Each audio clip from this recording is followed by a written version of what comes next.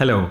Today I want to speak about structure and structuring answers to questions. I'm going to talk about 3 very useful and simple structures, and the beauty about these is that when you're answering a question, maybe you're feeling a bit under pressure or you're thinking on your feet, and by practicing answering questions using these structures, it will give you a nice format to reply quickly and clearly to the questions that people ask you.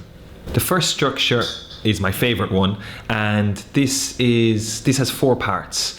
First, you state your position, then you state why you hold that position, then you give an example, a concrete example, and then you state your position again to close. Let me give you an example of that structure in use.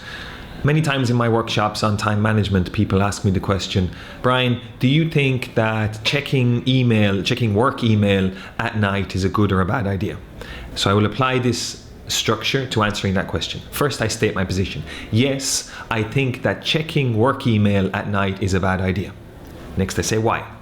Checking your work email at night, even you might think it's just taking you a few seconds just to look at it, but first of all, it's inefficient because all you're doing is looking and you're not doing anything about it.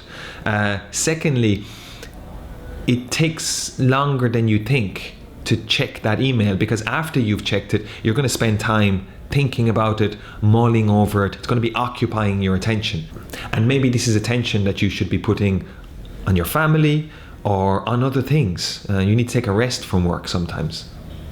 Now I'll give you an example. An example of this would be people sometimes check their email just before they go to sleep at night. So they're in their bed and they check their email. And what happens if you receive an angry email from your boss just before you go to sleep? Then maybe you're going to have problems sleeping because you're going to be thinking about that email.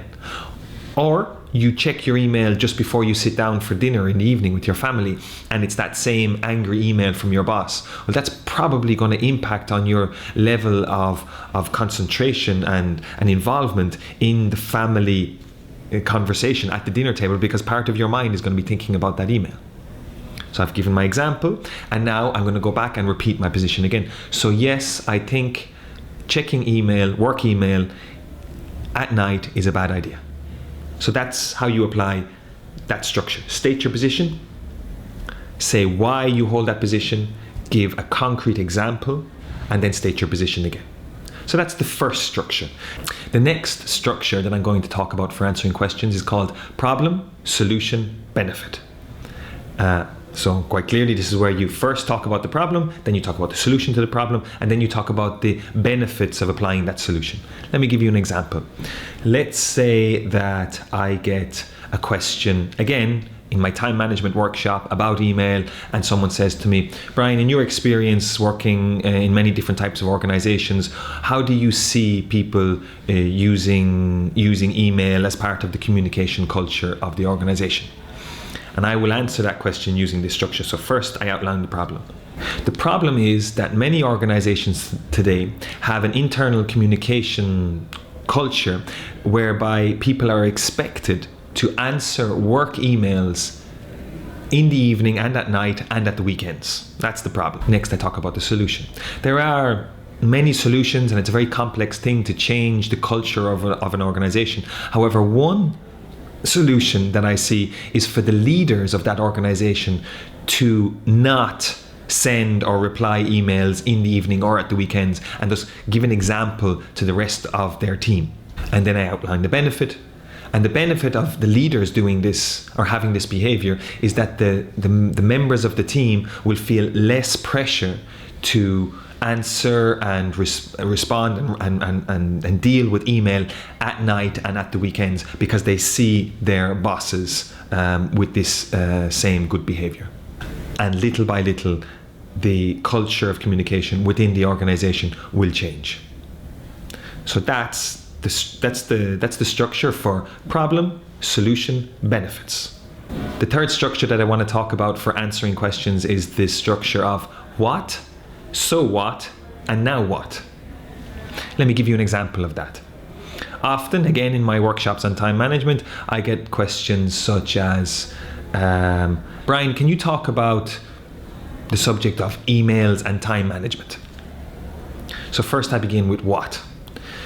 So let's talking about emails, we're not talking just about writing and reading emails, the time spent doing that. We're also talking about the time, and sometimes huge amounts of time, that people spend just filtering emails, taking out the crap emails and finding and prioritizing what emails need to be responded.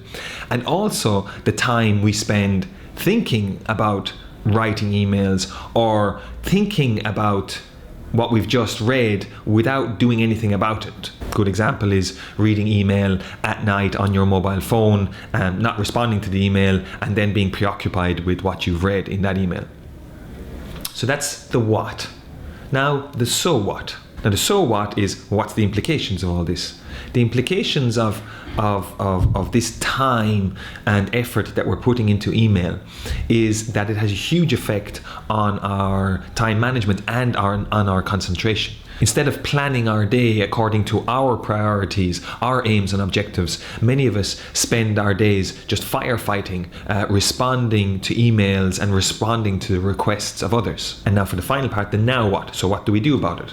Well, we need to train ourselves. We need to adopt new behaviors for three main purposes. One, we need to adopt new behaviors regarding email so that we control it and it doesn't control us. The second thing we need to do is we need to be very clear about what our priorities are, and that our priorities come from us and from our planning, not from reading the email in the morning and deciding how we're going to organize our day around what we've just seen in our email inbox.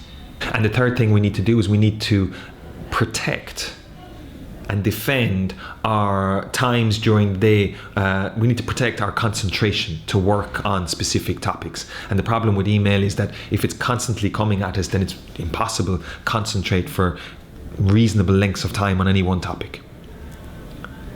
So I hope those three structures for answering questions can help you answering questions in all kinds of contexts, whether it be in a conversation, a presentation, obviously this is very useful, a negotiation, or an interview. It's quite good to have clear structured answers for questions in an interview situation as well.